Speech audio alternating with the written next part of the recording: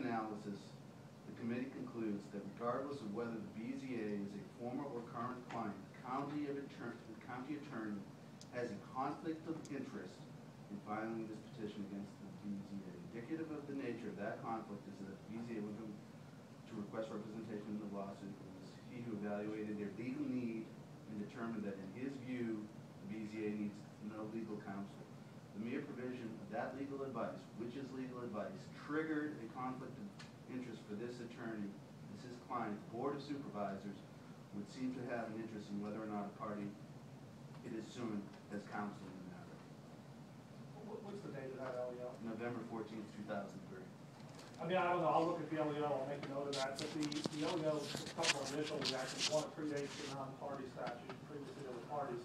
There's LEO 1836, which touches upon the issue that a lot of LEOs, the LEOs, what's important about those is they do provide guidance on conflict issues, as all the attorneys know. They are bar reactions to specific fact situations that are presented, hypothetical situations. So I'm happy to look at that issue. I want to be clear, I'm not making, and Mr. Banks is not making a decision advising you that you can't have an attorney on this. Ultimately, the city manager or city council will do that. Mr. Banks was asked to do the analysis on whether the facts presented in this case, there was adversity that would impair his professional and independent judgment. And what the bar has said, and at least the LEO that I'm familiar with, is that when the separate counsel is not needed unless there is even where, I'll just read up the portion of it. The city attorney may continue to represent constituents, of which you are one, even when they disagree on legal or policy issues, unless the conflict materially limits the city attorney's representation of the city's interest or interferes with the city's attorney's exercise of independent professional judgment. So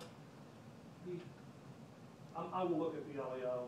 Mr. Banks will provide advice to Mr. Banks on the LEO, and he'll provide advice to the city. Where this turns on an ethical issue is there something about diversity between the constituent and the locality that would impair the independent judgment of the city attorney's office such that they have to have separate counsel. And it strikes me that the issue that has to be considered here in terms of your obligations are the administrative record to be provided. I don't believe that presents a conflict. And I'd say the staff probably, I don't know how many BZA appeals have taken place, but staff has probably prepared records for you lots and lots of times.